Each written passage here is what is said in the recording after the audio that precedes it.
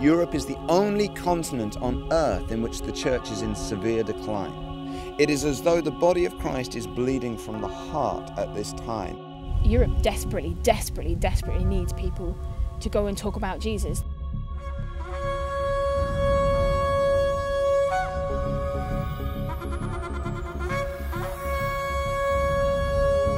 While the church worldwide experiences unprecedented growth, churches across Europe are closing their doors. Looking at the British statistics, the decline that we have known for the last 50 years is reaching the point where a number of our denominations are now saying, if the current trend continues for another 20, 30 years, we will be extinct. We will have no churches left. As Christianity in Western Europe takes a back seat, the spiritual, moral and social consequences reverberate throughout society. The land that once sent missionaries to reach the unevangelized world has become a place of increasing darkness, in need of mission. Many have described Europe as post-Christendom, and that means that where the gospel once was central in our culture and our society, indeed in the very history of Europe, which was shaped by Christianity, that the gospel is now marginalised. While the church struggles for its very survival, the remnant of faithful Christians face another great challenge: how to deal with a massive migration of foreigners that have come to work and live in their cities. I believe today the challenge for the church is to recognise that the ends of the earth now are also on our doorstep. Every worldview is expressed here, every background is expressed here, every religion is expressed here, and it must be possible now to see the kingdom of heaven penetrate into all that. With the Muslim call to prayer replacing the sound of church bells in cities across Britain and Europe, who will reach these deeply entrenched communities with the gospel? In the light of 9/11 and other recent events, the stakes are too high to ignore. Yet the Muslims of Europe remain almost totally unreached.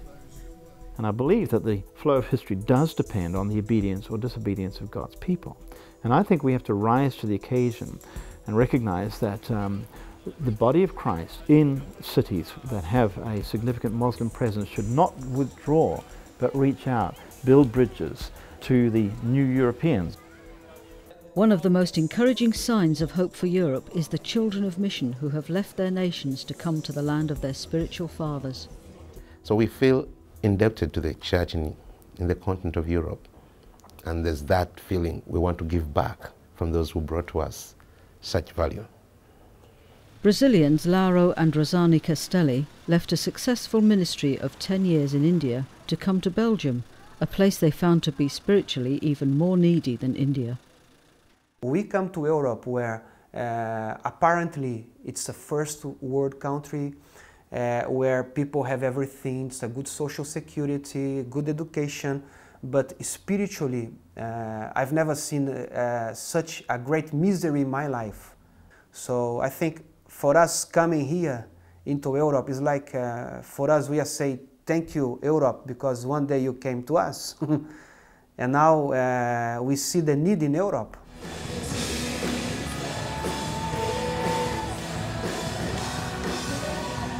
Another great sign of hope for the church is the commitment of young European Christians.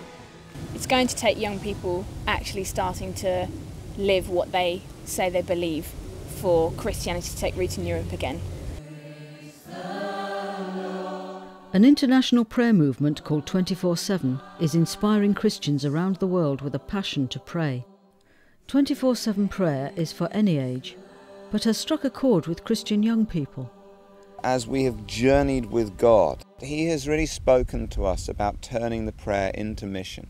So I would say that we have moved from being a prayer movement to being much more a mission and justice movement that has realized that the heartbeat, the center, the lifeblood must be prayer.